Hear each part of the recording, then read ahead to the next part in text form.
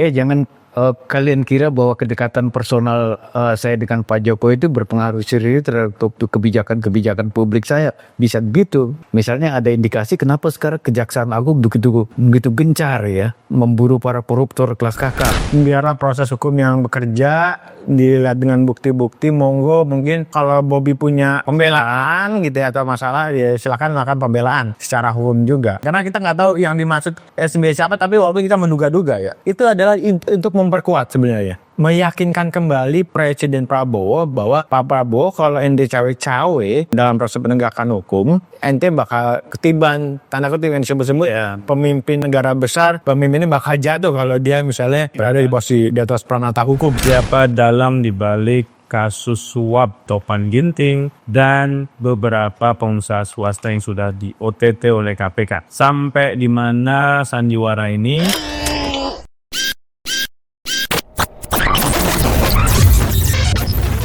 Halo sahabat integritas, jumpa lagi di kanal Satu Visi Utama program Kekartu. Kapan Bobi Nasution diklarifikasi KPK? KPK melalui PLT, Deputi Penindakan dan Eksekusi Asep Guntur Rahayu, mengatakan bahwa mereka menduga atau KPK menduga ada pihak yang memberikan perintah kepada Topan Ginting selaku Kepala Dinas PUPR Provinsi Sumatera Utara untuk menerima suap dari proyek-proyek infrastruktur yang ini kasusnya muncul melalui operasi tangkap tangan KPK pada Juni 2025 lalu. Namun memang sampai hari ini belum ada langkah dari KPK untuk memeriksa Bobi. Nah, apakah kendala-kendala yang dihadapi oleh KPK ini berkaitan dengan masalah-masalah teknis hukum atau masalah-masalah non-teknis hukum? Karena kita juga kemudian tahu Prabowo baru saja bertemu dengan Jokowi di kediamannya di Solo. Apakah ini akan membuat langkah KPK dalam menangani kasus ini menjadi lebih sulit? Apakah pertemuan Prabowo dan Jokowi sekaligus juga membahas hal-hal yang berhubungan dengan masalah-masalah hukum yang dihadapi oleh keluarga Jokowi? Nah, kita akan mendiskusikannya dengan dua narasumber hari ini. Emerson Yuto dari Visi Integritas dan Buya Tahta, pengamat politik yang selalu hadir menemani kita nih. Uang ini. Saya ke Buya dulu ya. Dengan pertemuan Prabowo Jokowi. Nah, biasanya gestur-gestur politik seperti itu apakah bisa dianggap sebagai sesuatu yang serius gitu ya, yang artinya membawa satu komitmen dan deal politik untuk kepentingan-kepentingan tertentu. Kita tahu dalam kasus ini Bobi sedang dihadapkan pada ya tahapan kritis gitu ya, karena anak buahnya, karena orang kepercayaannya ditangkap oleh KPK akibat menerima suap. Nah, di fase proses hukum ini, Prabowo bertemu Jokowi di rumahnya di Solo. Ditemani juga oleh istrinya, ditemani juga oleh Gibran. Sebagai anak Jokowi, juga sebagai wakil presiden Prabowo. Nah, ini biasanya gimana Bu ya dalam tradisi politik kita ya? Karena kita tahu Prabowo kan punya punya utang ya, yang mau nggak mau harus kita sebut demikian ya saat menjadi calon presiden 2024. Apakah ini kemudian akan membawa ke upaya memproteksi secara politik masalah-masalah hukum yang dihadapi oleh keluarga Jokowi?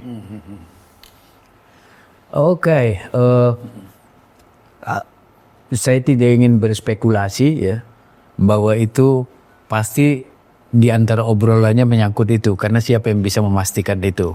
Dan dengan mudah juga andaikan iya mudah ditolak kan, untuk mengatakan bahwa ditolak, mudah disangkal dan seterusnya kayak gitu. Jadi kita tidak masuk ke wilayah itunya dulu ya kan.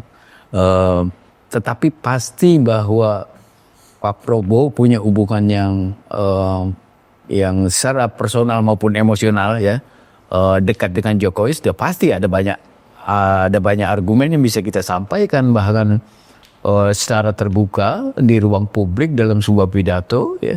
Pak Prabowo nggak sungkan-sungkan melakukan puja-puji terhadap Jokowi ya kan, sebagai presiden yang punya sukses story-nya sendiri ya, layak dicontoh bla bla bla macam-macam lah ya, yang kemudian menimbulkan dugaan orang semakin bermacam-macam ya bahwa Bahkan teriak hidup Jokowi. wah hidup Jokowi dan seterusnya. Itu dinyalakan dengan sangat terbuka, dengan sikap percaya diri. Dia tidak menghiraukan bahwa selama ini ada begitu banyak kritik ditujukan ke Prabowo bahwa dia tidak steril dari Jokowi dan seterusnya. Dan Pak Prabowo kan seperti menghiraukan itu semua. Dua hal yang menjelaskan ini. Pertama, dia memang sudah ambil resiko ya dengan statementnya itu. Yang kedua, memang dia naif, gitu kan. Artinya dia tidak tahu bahwa itu memasuki wilayah yang sebetulnya cukup tidak produktif secara politik untuk menjadi wacana, kayak gitu. Saya tidak tahu, tapi fakta bahwa secara terbuka Pak Prabowo puji Jokowi di ruang publik gitu dan seterusnya itu untuk menjelaskan secara simpel ya. Dia tidak butuh kecerdasan khusus untuk mengatakan bahwa kedua figur ini punya kedekatan emosional dan personal. Alasannya apa ya kan? Meskipun pertemuan yang kemarin itu adalah pertemuan yang baru dimulai lagi. Setelah sekian lama tidak ada komunikasi langsung. Iya. Tetapi juga, kita tidak tahu. Jangan-jangan ini bagian juga dari strategi Pak Prabowo ya. Secara personal dia baik-baik saja, tapi di dalam konteks yang lebih luas mungkin juga beda, ya kan? Beda. Dalam arti, jangan kalian kira bahwa kedekatan personal saya dengan Pak Jokowi itu berpengaruh serius terhadap kebijakan publik saya. Bisa gitu, ya kan? Misalnya ada indikasi kenapa sekarang Kejaksaan Agung begitu gencar ya, memburu para koruptor kelas kakap, kayak gitu-gitu kan. Jangan-jangan ini bagian dari strategi Pak Prabowo. Dia ingin melakukan sesuatu yang baik tetapi tidak dikaitkan face to face dengan Pak Jokowi gitu kan. Jadi agak buang badan kayak gitu, kita nggak tahu. Secara normatif sebagai presiden pastinya dia tidak boleh mengintervensi hukum. Iya. Apalagi jika ada lembaga anti korupsi yang sedang bekerja ya. Meskipun itu implikasinya secara politik mungkin tidak mengenakan buat dirinya. Karena bagaimanapun Jokowi adalah ya tadi orang yang cukup dekat dengan dirinya dan pada banyak hal ikut membantu memenangkan dirinya sebagai presiden. Iya, dan itu ingatan publik yang tidak mudah luruh ya, yang tidak mudah lupa terhadap peristiwa Pilpres kemarin itu, bahwa betapa besar dan telanjangnya ya kontribusi Pak Jokowi sebagai presiden saat itu terhadap kemenangan Pak Prabowo. Ingatan seperti itu kan melekat di banyak orang sehingga mereka berspekulasi atau beranggapan bahwa saat mungkin bahwa pada diri Pak Prabowo itu masih ada irisan Jokowi gitu lah ya kan, irisan kekuasaan Jokowi, entah itu melalui menterinya atau bahkan mungkin anaknya sebagai wapres kayak gitu. Ini kan semuanya fakta keras yang nggak bisa kita hindari ya, yang nggak bisa kita nafikan. Kayak gitu. Ada tidaknya intervensi hukum itu masih spekulasi. Iya. Terhadap ingatan seperti itu disitulah tantangan Pak Prabowo ditagih kan, seberapa dia independen sebagai presiden dan seberapa dia steril dari pengaruh-pengaruh yang tidak perlu gitu ya, dari irisan kekuasaan yang di luar kayak gitu, dari kekuasaan luar. Bu Gilson, ini KPK menarik nih memberikan pernyataan secara terbuka. Ada dugaan perintah dari orang tertentu kepada Topan Binti. Yang ini mungkin bisa dikaitkan dengan rencana klarifikasi yang akan dilakukan oleh KPK. Kan menggunakan istilah klarifikasi, pemeriksaan itu bukan yang mungkin bisa dipertukarkan ya. Sebagai pengertian yang sama, intinya Bobi akan dipanggil sebagai saksi, meskipun statement itu belum konkret. Sampai hari ini kita belum melihat ada pemeriksaan pertama ya untuk Bobi atau kepada Bobi dalam kaitannya dengan SNDT yang dilakukan oleh KPK terhadap anak buahnya. Nah, apakah ini sinyal positif sebenarnya? Karena selama ini KPK jarang-jarang nih ngomong langsung ke publik gitu Iya. untuk sebuah kasus. Ini sebenarnya kode-kode ya, sebenarnya kode-kode dari apa sih namanya dari KPK bahwa Topan itu nggak main sendirian, mungkin bahasanya begitu. Jadi ada pihak lain yang belum diproses oleh KPK. Yang itu kemudian kalau bahasa yang halusnya tadi perlu klarifikasi, perlu pendalaman lagi begitu ya. Kalau main sendiri nggak punya teman. Kan punya teman. Kan kalau ketua kelas pasti ada bosnya juga. Ya ada yang apa menjadikan dia, menempatkan dia sebagai ketua kelas gitu ya. Nah, di kasus ini kan menarik begini. Kejadian OTT kan di akhir Juni 2025 ini. Kemudian dari proses itu kemudian sebut-sebutannya adalah akan dilakukan pemeriksaan. Jadi udah sebulan. Udah hampir sebulan gitu ya. KPK akan melakukan pemeriksaan, membuka kemungkinan melakukan proses pemeriksaan gitu ya. Saya sendiri kita juga belum tahu, publik juga belum dengar kapan pastinya pemeriksaan itu dilakukan. Tapi dari proses sebulan ini barangkali gitu ya, KPK itu mencoba mengumpulkan bukti-bukti yang cukup kuat, mengidentifikasikan sebenarnya siapa sih orang di balik Topan gitu ya. Apakah dia hanya main sendiri atau misalnya dia bekerjasama dengan yang lain. Karena kalau kita coba ikutin beberapa kasus-kasus korupsi yang melibatkan kepala daerah, sekali lagi penempatan di kasus infrastruktur, kasus pengadaan barang dan jasa, itu kan beberapa kayak dianggap kickback, komisi dan sebagainya itu ada yang bilang sampai 20%. Gitu ya, dari 200-an miliar ini baru uang mukanya aja 2 miliar. Gitu ya, baru mungkin 1%, belum ada 20%. 230 miliar. 230 miliar untuk nilai proyek semuanya. Jadi pertanyaannya adalah sebenarnya duitnya kemana gitu ya? Kan kalau bicara soal praktek suap untuk kasus-kasus pengadaan barang dan jasa Sudah diupload biasanya. sudah diplot sekian udah. Untuk siapa? Jadi persentasenya sebenarnya udah ditetapkan di awal. Misalnya 10% di muka, di tengah, di akhir, atau pada saat misalnya pencairan sudah 100% begitu ya. Nah ini kan baru 2 miliar tanda kutip yang kemudian dihimpun ya dari 200 miliar Bisa kumpulkan oleh KPK. oleh KPK sementara dari hasil OTT. Nah ini juga pertanyaannya adalah apakah itu uang muka betul atau itu ada tahapan lain yang dilakukan. Tapi terpenting adalah terminnya. Yang terpenting adalah saat ini ada KPK segera melakukan pemeriksaan. Jangan sampai misalnya ada pihak-pihak tertentu yang sebenarnya justru mengambil alih kasus ini dengan misalnya melakukan proses melokalisir kasus ini nggak hanya kemana-mana, hanya di Topan. Nah ini menurutku agak berbahaya nih. Jadi kalau kasus ini hanya dilokalisir ke Topan gitu, kemudian Topan dianggap sebagai ditumbalkan, kayak sia-sia juga kerja KPK. Jadi ini yang kemudian sekali lagi nih kita tanda kutip berkejar-kejaran ya. Artinya KPK sebaiknya segera panggil Bobby untuk dilakukan pemeriksaan, entah bahasanya yang mungkin sangat soft, klarifikasi, meminta penjelasan. Jangan-jangan klarifikasi ini juga di Polda Sumut ya. Bisa jadi gitu itu. Kemudian nggak boleh terjadi gitu ya. Jadi KPK kan sebenarnya punya presiden dalam artian waktu KPK masih eksis nih sebelum 2019 kan ada satu kasus yang melibatkan besannya presiden satu, ada Pak SBY ya.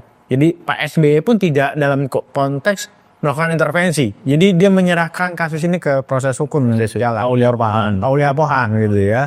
Nah, ini juga harusnya dilakukan oleh Pak Prabowo. Nah, kalau misalnya teman-teman juga ingat 1-2 hari ini menarik ada statement dari Pak SBY. Negara yang kuat itu akan jatuh kalau pemimpinnya berada di atas pranata hukum. Ya, jadi mungkin maksudnya adalah kalau Quote of the day itu ya. Betul. Kalau misalnya mungkin jadi mengingatkan, saya nggak tahu pemimpin yang dimaksud pemimpin itu adalah pemimpin yang sekarang atau mantan pemimpin gitu ya itu. Jadi dia mengingatkan juga Prabowo, nampaknya kalau pembacaan kami dia mengatakan Prabowo jangan intervensi, jangan misalnya mendahului gitu ya, jangan ganggu proses hukum yang berjalan secara fair misalnya begitu. Atau mungkin itu balasan juga. Nah, Pak Jokowi kan pernah menyebut soal ijazah palsu itu. Ada tokoh dari lembaga Yang ingin anaknya naik menjadi wapres misalnya begitu. warnanya biru. Warnanya biru gitu. Itu statement dari siapa sih itu? Meskipun Kaisang bilang, enggak, Pak Jokowi enggak bicara begitu. Iya. Nah, ini balik ke kasus Bobby. Topan ini kalau di publikasi media, sampai hari ini masih tutup mulut. Dia ditanya, dia diklarifikasi oleh KPK, di BAP oleh KPK, infonya masih tutup mulut. Siapa yang memerintah, dengan siapa saja bekerja sama, uang itu dibagikan kepada siapa saja, itu kabarnya masih tutup mulut. Apakah kalau Topan sampai ke pengadilan tutup mulut, itu artinya KPK nggak bisa ngapa-ngapain lagi? Enggak, KPK punya banyak cara ya sebenarnya. Jadi kan informasi ada perintahnya jangan-jangan juga bukan keluar dari Topan. Jadi kan mereka melakukan proses pemeriksaan, memeriksa orang-orang dekat Topan atau jangan-jangan memeriksa orang-orang dekat Topan dan orang-orang dekat Bobby. Jadi kan itu pasti akan muncul tuh informasi-informasi begitu, dan kemudian kita juga paham lah KPK juga sangat piawai misalnya melakukan proses investigasi forensik tuh, melihat proses percakapan misalnya. Kalau ini pasti ada penyadapan ya? Ada penyadapan. Jadi itu kan nggak hanya sekedar dapat informasi, tapi ada fase-fase awal sebelum OTT ya tadi biasanya penyadapan. Jadi KPK sebenarnya saya menilai bahwa KPK sebenarnya sudah punya bukti yang cukup lah untuk misalnya Sampai ke lebih atas. Melakukan pemeriksaan terhadap siapa orang di balik Topan, siapa yang memberitakan Topan. Jadi kan di dalam konteks korupsi pemerintah daerah, khususnya melibatkan kepala daerah, kepala dinas itu bagian yang middle, tengah-tengah gitu ya. Pasti ada yang memberitakan ambil sekian, tawar sekian gitu ya, minta sekian. Operator. Jadi dia tangan kanan aktor yang lebih besar. Gitu. Tangan kiri. Tangan kiri sana. Tangan kanan itu katanya kan untuk kerja-kerja yang baik. Gitu. Bisa jadi karena tangan kirinya atau. Tapi saya nggak tahu dia ginjal apa, gitu enggak ya. Ya, soal reputasi KPK. Kita tahu sebenarnya kan dengan OTT terbaru ini, KPK bisa membangun kembali reputasinya sebagai penegak hukum yang bisa menangani kasus-kasus korupsi politik ya. Karena kita harus pahami juga bahwa ini kasus korupsi politik. Karena melibatkan beberapa orang yang mungkin terhubung dengan mantan presiden, orang yang mungkin punya irisan dengan akses atau yang punya akses kepada presiden, punya channel ke presiden, yang secara awam publik akan melihat ya itu pasti bisa saja diintervensi, mudah dihentikan segala macamnya. Nah, bagaimana nih Buya memulihkan kembali reputasi KPK yang sebenarnya sudah agak payah nih ya, selama sekian lama disurvei sama Burhan CS dan teman-temannya yang macet terus nih ekspektasi publik ke mereka gitu. Sementara membangun reputasi itu bisa saja berangkat dari penahanan perkara yang dipandang oleh publik, dilihat oleh publik, karena publik ini kan pasti bisa merasakan yang benar-benar mana itu kasus, yang itu bukan kasus gitu. Karena kita juga sedang berhadapan dengan misalnya isu Tom Lembong yang ini dikritik banyak pihak ya terkait upaya hukum yang dilakukan oleh Kejaksaan Agung. Nah, ini bagaimana KPK ini Bu ya? Oke, jadi ini agak ke belakang sedikit ya. KPK itu kan boleh dikatakan salah satu anak kandung reformasi, ya, sebagai institusi ad hoc, ya kan, yang diharapkan dia punya independensi begitu rupa, ya, agar dia punya kebebasan untuk melakukan kerja-kerja legal, ya, untuk menangkap korupsi pejabat negara, maksudnya kan. Dan sepanjang perjalanan kan ratusan kepala daerah yang ditangkap. Padahal salah satu harapan KPK itu didirikan dengan otoritas yang tadi cukup punya keleluasaan, diharapkan bisa menimbulkan apa yang disebut deterrent effect, efek jerak. Dalam prakteknya kan nggak jerak-jerak. Artinya dari situ saja itu KPK harus direview lagi. Apakah benar bahwa dia itu bisa menimbulkan efek jerak, gitu kan? Efek jerah apa efek jerit itu? Efek ya, efek jerak tidak terjadi karena dari waktu ke waktu kita Selalunya efek rumah kaca. dari waktu ke waktu tetap saja korupsi di mana-mana terjadi kan, baik yang ditangkap KPK maupun institusi peradilan yang lain gitu kan. Artinya udah ratusan kepala daerah tuh nggak ada yang jerah-jerah gitu loh, karena korupsi itu bukan perkara yang mudah diikatkan gitu ya. Godaannya cukup serius, terutama buat kepala-kepala daerah ya. Itu satu ya. Bahkan pun itu terjadi pada saat ketika kita masih menganggap KPK masih independen. Gitu loh ya. Apalagi sekarang diragukan orang independensinya karena ada intervensi kekuasaan ya dalam banyak kasus ya. Misalnya yang tadi Anda sebut-sebut lagi di Lembong. Ini kan bukan menjadi persoalan hukum ansih. Tapi orang melihat ini ada kaitan politik yang lebih luas.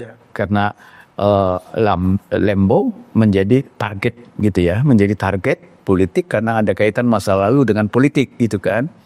Nah, ada dua soal yang bertingkat-tingkat di situ. Pada tingkat pertama, pada saat KPK masih independen saja, dia tidak cukup efektif dalam prakteknya untuk menimbulkan efek jerah.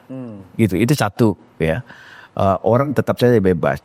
Pertanyaannya adalah kenapa tidak ada efek jerah itu terjadi? Karena sehebat-hebatnya KPK, seindependen-independennya KPK, kekuasaan dia juga cukup terbatas untuk bisa menjangkau begitu banyak kepala daerah, begitu banyak ASN, pejabat publik dan seterusnya. Karena kekuasaan resmi itu untuk bisa melakukan kontrol terhadap bawahan adanya di presiden. Gitu tuh.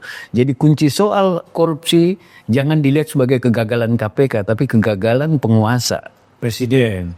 Presiden dalam hal ini eksekutif, kan duit adanya di eksekutif, gitu, kayak gitu ya. Jadi ini itu sebabnya relevan pertanyaan quote dari Pak SBY tadi itu yang Anda sebut bahwa jangan sampai presiden itu ya kan pemimpin atau pemimpin Berada di atas hukum. Dalam konteks tadi peringatan SBY menjadi relevan karena kekuasaan yang real itu ada di tangan eksekutif. Dan eksekutif lah yang pegang uang melalui kebijakan-kebijakannya gitu kan. Di semua level kayak gitu. Itu juga. Nah, kaitannya dengan tadi Bobby ya, yang macet. Orang tidak butuh kecerdasan khusus untuk menganggap bahwa ada dugaan Bobby terlibat. Ya kan? Ini publik kan seperti itu reaksinya terhadap kasus ini, karena dia juga melihat ada riwayat di situ kedekatan personal antara tadi itu siapa? Toban dengan Bobby sejak dia camat, dan dia mengalami naik kelas bertingkat-tingkat dalam tempo yang begitu cepat. Akselerasinya. Bahkan dia dianggap sebagai ketua kelas kan, Bobby itu. Jadi ada dugaan yang cukup. Kalau Topan itu ketua kelas, siapa guru? Ada gurunya yang pasti ngajarin. Jadi dengan logika common sense saja orang menduga ya, pastilah ada cawe-cawe ya dan segala macam kayak gitu. Yang kedua, ini kan juga peristiwa umum di mana-mana ya. Setiap kali KPK melakukan tangkap tangan atau apapun namanya korupsi di daerah, pasti ujungnya kepala daerah yang kena. Karena udah jadi pola umum gitu. Tidak mungkin logika sederhananya kayak gini. Godaan maksud saya ya. Kepala daerah membuat kebijakan bikin infrastruktur. Iya kan? Di situ ada sejumlah uang yang harus keluar.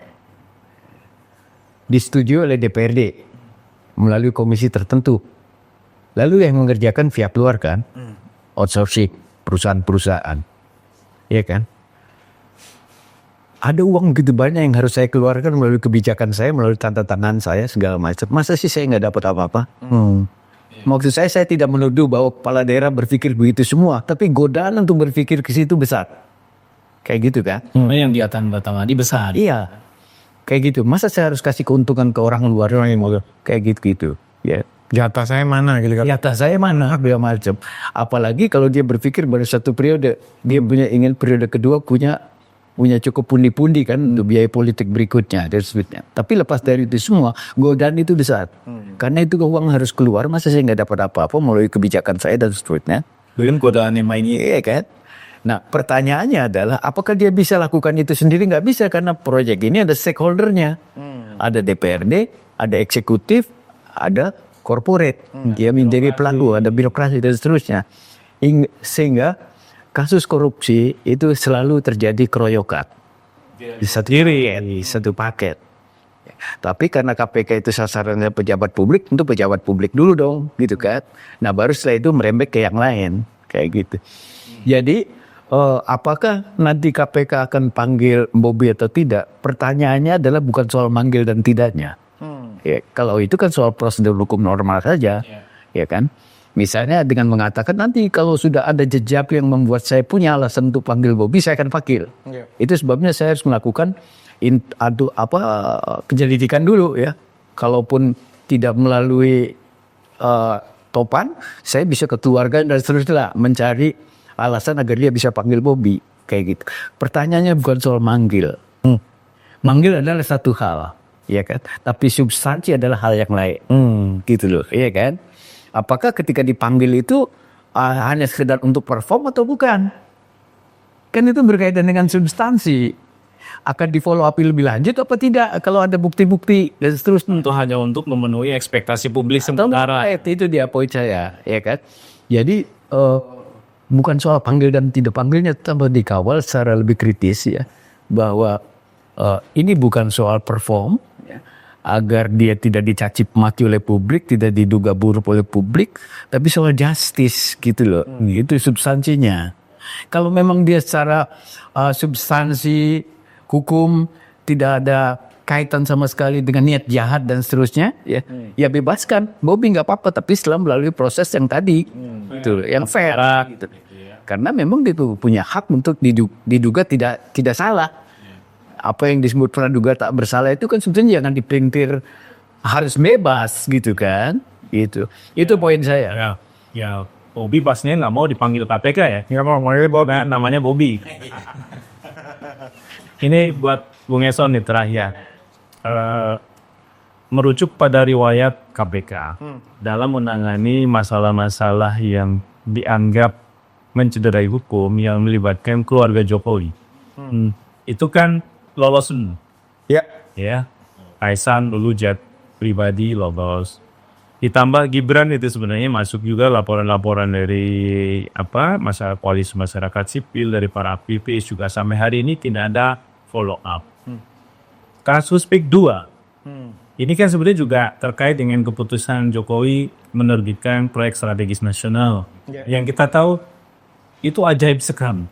Laut dipanggari, sertifikat dikeluarkan, gak ada yang salah. Itu dunia yang terbalik ini sebenarnya. Nah, apakah dalam konteks itu kemudian Bobi juga akhirnya fine-fine aja sebenarnya? Ya, beberapa kejadian yang disebut-sebut itu kan kejadian yang itu di eranya Pak Jokowi ya. Secara tidak langsung kan sebenarnya kita mau katakan bosnya PKPK sebenarnya saat ini adalah Presiden Prabowo. Waktu itu Jokowi. Ketika kasus kasus KPK yang kemudian melibatkan lingkarannya Jokowi, ya, orang sudah menduga pastinya nggak akan naik gitu ya ke proses penyelidikan atau ke penyidikan lebih lanjut. Nah sekarang kan hitungannya adalah tanda kutip ya, atau bos besarnya adalah Presiden. Jadi tinggal sebenarnya Presiden sebaiknya juga memikirkan kritikan dari Pak SBY itu, mengingatkan sekali lagi bahwa sebenarnya kalau paling sederhana jangan cawe-cawe lah di proses penegakan hukum, biarin hukum bekerja. Dengan baik. Tugas Anda adalah mengawasi, jangan sampai misalnya ini prosesnya nggak fair atau misalnya ada intervensi lain yang kemudian itu mengganggu proses penegakan hukum. Jangan-jangan gitu ya kan, ini ada pertemuan itu kan orang melihatnya kalau pertemuan Jokowi Prabowo itu kan jangan-jangan ngomongin kasus. Nah kasus itu kan ada dua kan, maksudnya kasus ada dua, kecurigaan orang bisa aja gitu ya, karena kan agak aneh juga mantan presiden ketemu mantan presiden nih juga apa ya? Berulang di Berulang kali. Jangan-jangan dengan mantan yang lain jarang ketemu. Jangan-jangan sebenarnya kedatangan dia adalah pengen ngasih tahu, ngasih kode atau ngasih informasi saya itu nggak ikut proses hukum ini. Jadi kalau yang konteks yang berbaik sangka ya. Jadi Kalau yang buruknya, ya kalau buruknya ya sudah bisa ketebak. Tapi Kita ini masalahnya kan tidak terbiasa.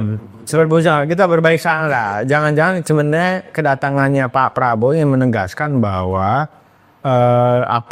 biarlah proses hukum yang bekerja dilihat dengan bukti-bukti, monggo mungkin kalau Bobby punya pembelaan gitu ya atau masalah ya silakan lakukan pembelaan secara hukum juga.